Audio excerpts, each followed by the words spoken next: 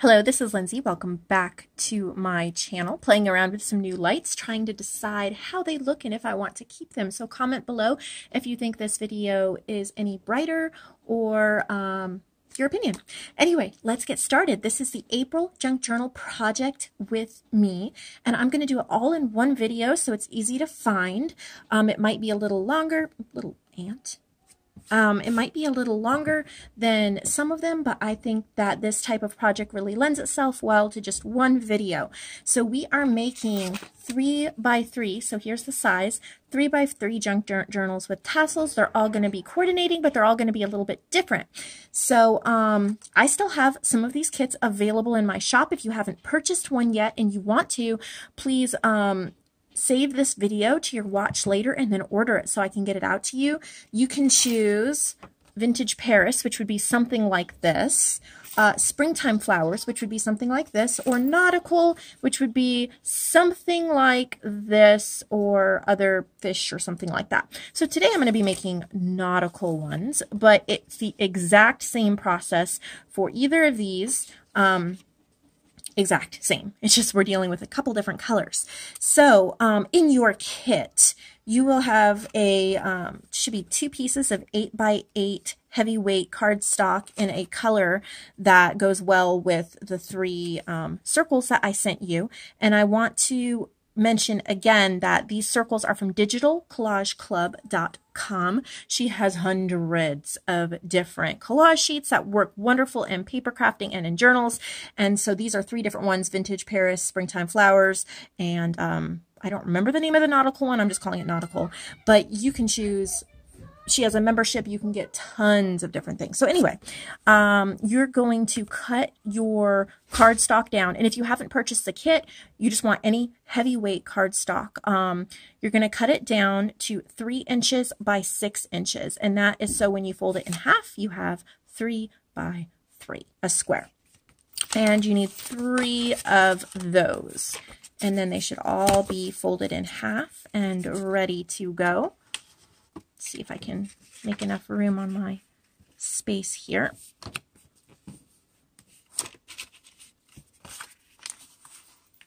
There we go.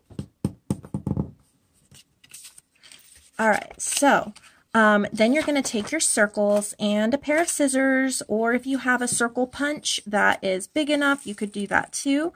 My circle punch is a little on the dull side and usually doesn't punch out this pound paper very well, and I haven't bothered sharpening it or anything, so we got scissors today. So you're just gonna cut out the best you can. This is going to be the focal point of the journal, but we are going, instead of just gluing it straight on, we're going to build up a background. And this is what is so fun with the coordinating, because each background can be the same if you want, or slightly different, so that each journal has its own unique feel, but they all coordinate together beautifully. If you purchase the kit, you should have 12 scrap pieces. They all kind of coordinate together, but they're just different. And so you can play around with which ones you want. All right, so that's trash. And after I cut them out, I like to ink them up before I glue or anything. And I'm using a blue just as a nod to the nautical theme here. And to introduce another color. And then since I have my ink out, I'm going to go ahead and ink up the edges of my cover with this blue too. Now, I'm not doing this very vintage, otherwise I'd probably use like a brown. You could use any color ink you want. I'm just using this darkish, brightish blue. I think, you know, it's not really navy, it's kind of cerulean or whatever that word is. Okay. All right, so let's pull out our background scraps. Try to move some of this over. I don't have a whole lot of workspace. All right. So now when we grab our pile of scraps, we're just going to be building a background. So book pages, scrapbook papers, card stocks, that's what we have. So I'm going to rip because I like that. You can sew if you want to. You can, you know, round the corners. You can rip. You can use decorative scissors around the edges. I really like a ripped look. You want to make sure it's going to fit on your cover. I went a little big there. So this is going to be the base layer, and I'm going to have it cover most of the front. And you can ink the edges if you want to. I think I'm just going to barely touch it with the blue. I don't want it huge, just a little bit. Okay, so that's my base layer for the first one. And then I'm going to pick another one and do the same thing, just make it a little smaller, rip the edges. There's no right or wrong way with layering this. I'm just kind of going with what feels right. I dropped my glue here. And then I'm going to just, I have my Tombow Mono liquid glue. And I'm just going to kind of glue that on. My cat is here meowing. And then a little bit of this vintage quote paper. And I'm just going to glue a piece of that on as well. So 3, of course you can do more if you want, but I have 3 background pieces. And then I'm going to take one of the circles and glue that down on top.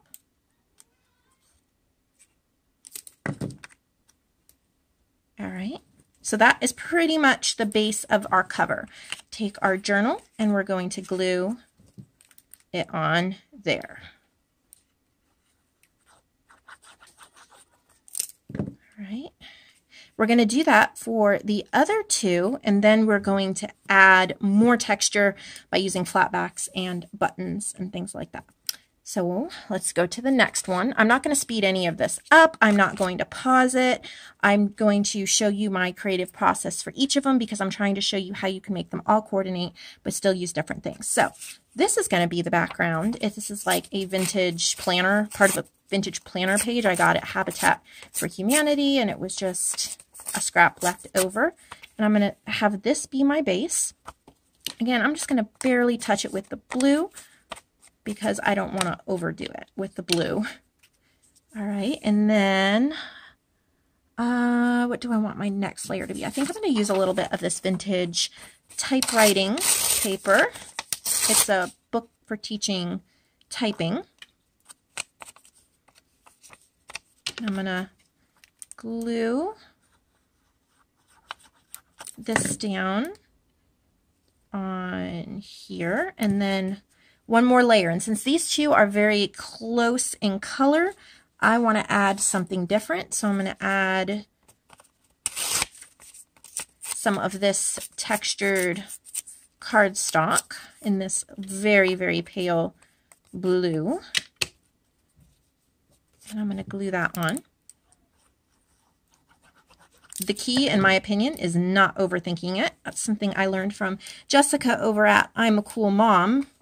She's always saying not to overthink it when she makes her embellishments, and I picked that up from her, and it has served me well.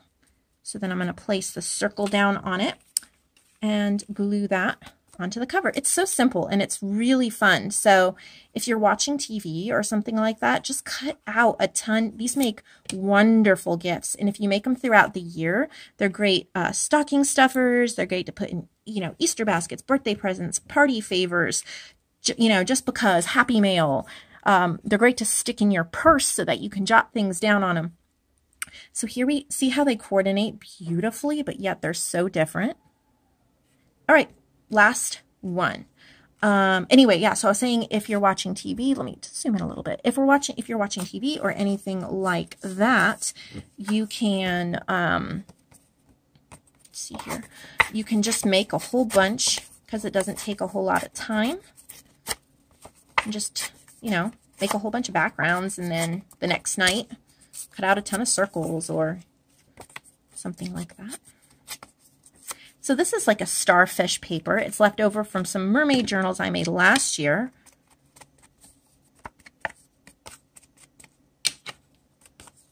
What's great about this nautical paper is it kind of gets me in the mood for summertime. I just think of nautical and beach. It also makes me think of like 20,000 Leagues Under the Sea, you know, one of the great classics, something like that. Oh, and I glued, see, you can glue that down before you build it up too. That's just, you know, not thinking, and comes out great anyway. Yeah.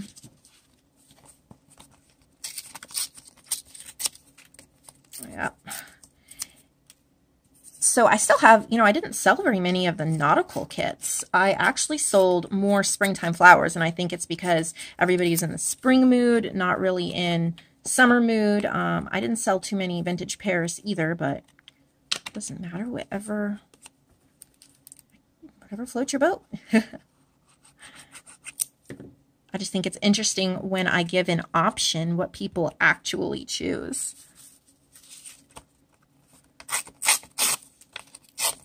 And I think botanical usually wins, which I'm all for. I love botanical. I'm almost done planning May's junk journal project with me, and hopefully that will be up today, tomorrow, the next day, something like that. The kit and everything that's in it. It's going to be very special for May, because there's also going to be a bonus kit available that is limited to 10 people, because it comes with a special item I only have 10 of. But we're going to be making quite a nice journal, fabric covered journal next month. Okay, so I want to show you, move my trash out of the way. I want to show you how they all coordinate. They're all different. Like, we have vintage quote paper here, vintage typewriting paper here. This is more modern, but it's like a book from Sunflowers, but yet the colors, they just... So now that we have created the base of our cover, I'm not going to add the flat backs on quite yet. I think it would probably be better to get the pages in first. So if you purchased the kit, you received 6 full sheets of paper. I'm going to clean the mess off my desk, and we'll get that cut down to size. So mess cleaned up, coffee dyed paper. Probably can, whoop, maybe zoom out a little bit. Okay. I'm just have my little paper trimmer here today. See if we can, just as much as I can zoom out, I think that works. All right, so when you're planning what size to cut your paper to for the sheets, if this is 3 by 3, you're going to do either 2 3/4 by 2 3/4 or 2.5 by 2.5. The smaller the journal is, you don't always want to take a 1/2 inch off or it looks huge. If you're making a 9 by 6 journal and you go, instead of 9 inches, you cut your paper to 8.5, you don't even really notice that. But when you cut it to 2.5 here, I've done that before, and it leaves a huge gap. So we're going to cut it to 2 3/4 by 2 3/4 and see if that works.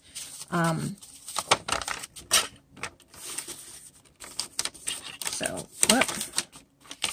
Sometimes this coffee dyed paper catches because it's wrinkly and warpy. So here's 2 3/4. And then, how do I want to do this? I guess I'm going to have to fold it in half this way. My paper cutter is really, and then we'll do 2 3/4. Yeah. All right, so that is 2 3/4 by 2 3/4. We're going to test, fits perfectly. You see how there's a little bit of an edge all the way around so that we don't have pages sticking out.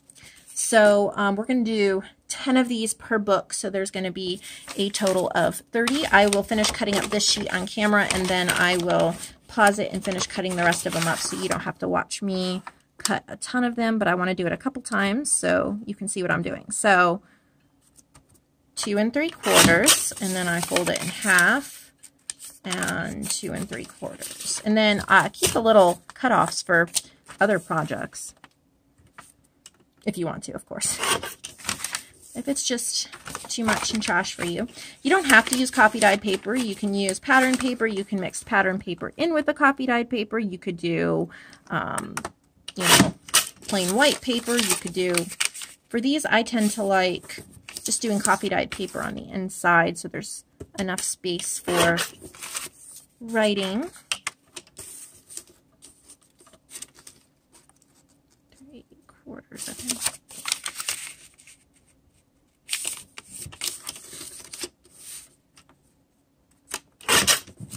All right, so one sheet makes 4 pages, at least the way I cut it. If you can come up with a way so that it makes more, that's great. So I decided to turn it back on here at the end to show you, if you're careful, you can cut more than one sheet at once to save time. I have 3 here, and I'm just moving a little slower and making sure they're pretty well lined up. And you can do the same thing once you fold all these in half. You could stack 2 or 3 of them on top of each other if you're careful. So just finish folding them all here, and then we're going to make sure they are, I'm going to do 4 here at a time. Make sure they're cut to 2 3/4. And that's doing 4 at a time, so through 8 sheets. Just depends on your paper cutter. So I'll finish cutting those, and then we'll assemble the signatures. So they're all cut. We'll move the trimmer and assemble our signatures. First, okay, if I had 6 sheets and each one cut 4, that's 24. And if I have 3, I guess that's 8 sheets per. So 1, 2, 3, 4, 5, 6, 7, 8. 2, 3, 4, 5, 6, 7, 8. And 1, 2, 3, 4, 5, 6, 7, 8. Okay, so 8. All right. Then, very easy to make the signature. I've shown this lots of times on my channel. You just lay each sheet inside. So if you wanted 10 sheets in each, you'd either have to be smarter than me and figure out how to cut the paper differently, or you'll need to grab another sheet of or 2 of copy dyed paper or pattern paper, or mix something else into it. I think I might have cut them differently when I was planning it. I'm not sure, because I thought 6 was enough to do 10 each, but 10, 8, doesn't matter. They'll look the same. So that's going to slip in there. And this is going to slip in there. These pages are fun to stencil or put stickers on, or just leave blank. We're not decorating the inside. I like to leave it plain, but you can. All right, so now we're going to sew the pages in. So I have some thread, I have an awl, and a big needle. And these are so easy to do because you only need 2 holes. It's very simple. You could also probably run it through your sewing machine if you know how to do that, but that's not what this video is showing. So I don't even bother. With this size, it's very easy to hold, and I might not even need that awl. Yeah, I do. So I hold it and I just punch a hole near the top, and I punch a hole near the bottom, and then needle in, leave enough string so I can tie it off. Okay, in through there.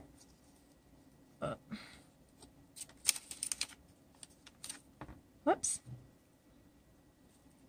Up through, and then you just tie it off. Super simple.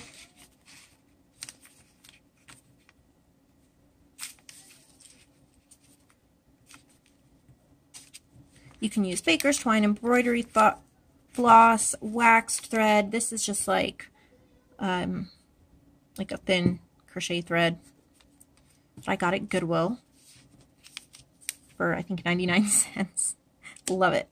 All right, so then you just cut it off, and then it is sewn in. Your little book is done. We're gonna repeat that for these 2. So again, hold it, punch a hole near the top, punch a hole near the bottom. Yikes. There we go. Snip off another piece of yarn or thread or whatever you're using.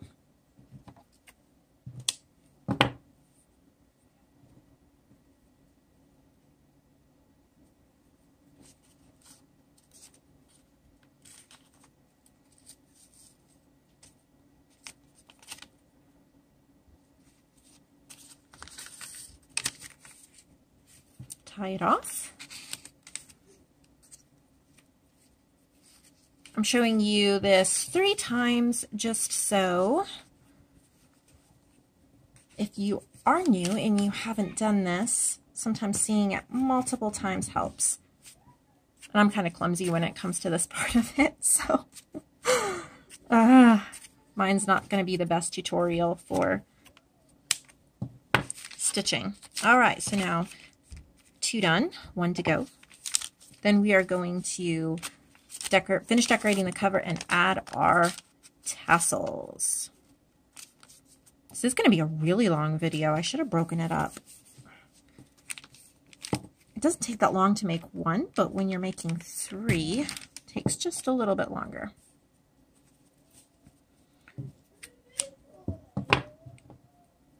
I need to get a new awl. This one I think is more for like leather work or something, and it tends to rip the paper because it has a really wide base. So if I move it all, you get too big of a hole, which, you know, I don't worry about. Junk journals are not perfect, but it would be nice to not have to deal with that.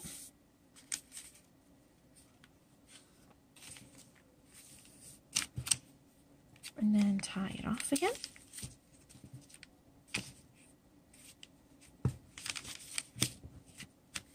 I'm tying it 3 times. Okay, they're done. Now we'll move those supplies out of the way, all over the floor. Okay, so now we are going to finish decorating the front, and I like to add a button or a flat back or something like that. I have some of these like nautical themed buttons that I think I'm going to use. This one is like a little, whoa, there we go. Try to get in focus. Some kind of a ship's instrument or something like that. And I'm going to, you do not have to stitch the button. Some people stitch it directly onto the page. I find it a lot easier. I hope I'm staying in focus because I feel like I am not, but I can't tell. Can't see the viewfinder very well. All right, so some people like to sew it directly to the page. I like to sew the button itself and then glue it onto the page. And I'm going to use some new glue that I just got, and it is Fabrifix. And Nick the Booksmith has recommended this glue in her videos. I finally decided to try it, and it is, I love it. It does hold quite well. So then I'm just gonna glue it on there to add some texture and let that dry. Hot glue would dry instantly, but this does dry really hard. So you can just use some of the little pieces left over. Let's see. On this one, I think I will use a little anchor. You can use buttons, flat. I don't know, you've got something like that, buttons, flat backs, whatever I felt went well with your images.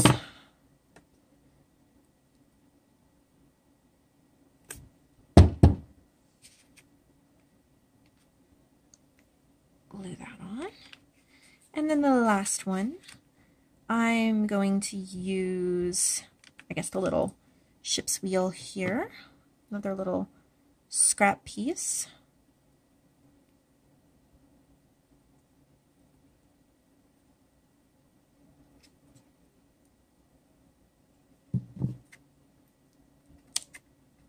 Alright, we're going to glue that and work on our tassels while these finish drying. Alright, so for the tassels, you, if you've purchased this kit, have enough trims to make 3 coordinating tassels. I only gave myself enough to make 1 here, but I'm going to just make 1 for one of them, and then the other 2 I'm going to leave without tassels. You can do that too, so that 1 stands out, or you can put tassels on all 3. I sent enough in the kit to put tassels on all 3. So I have 6 pieces of trim, ribbon, thread, fabric, whatever. I put in there, and this is how I do it. There's lots of ways to do it. I line them all up. I hold in somewhere around the middle, and I twist a few times. Twist and kind of twist it on itself so it makes its own little loop. This works great if you don't have like ring fasteners or things like that. And then I take a little bit of some kind of thread, and I wrap several times so that it holds in place. And I like the look too. And then you can tie it off, you can glue it down.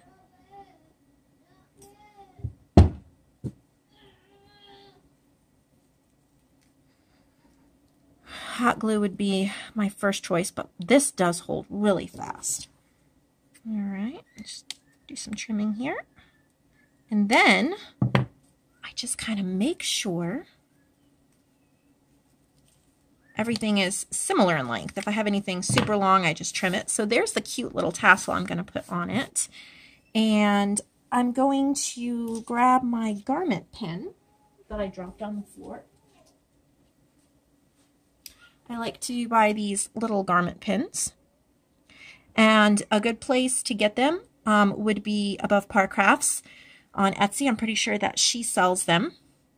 If you want to buy like a pack of 10 or something like that, she's got those. So then you can choose little beads or buttons or jingle bells or things like that. And I like to slip them on the garment pin, just like so. Oh, I have a crying child. Okay, so I'm gonna put 3 on here just because I think that looks really neat. And then I'm gonna slip it through my tassel, or the top of my tassel, or whatever I feel looks the best there. And then we are going to pull out one of these little books and attach an eyelet so we can clip it on. All right, so if you have a Crop-A-Dile, then you can set the eyelet up here at the top. I would really suggest that you punch out and set the eyelet before you sew in the pages, because I did not leave myself enough room here. It'll probably work, but it's not ideal. If you don't have, yeah, let me go get a different eyelet.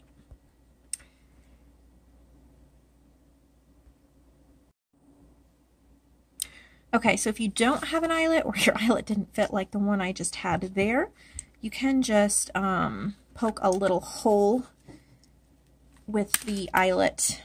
See, that's coming up over the top a little bit, which is still fine. I have no problem with that. Might not have been my plan, but we roll with it. And you can just clip it on by poking the eyelet through it. Clip that through.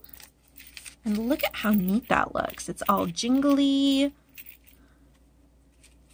And so your choice, is you have your main focus one with 2 side ones that don't have tassels, and that makes a really cute set. Or you repeat this step and you make tassels for each of these.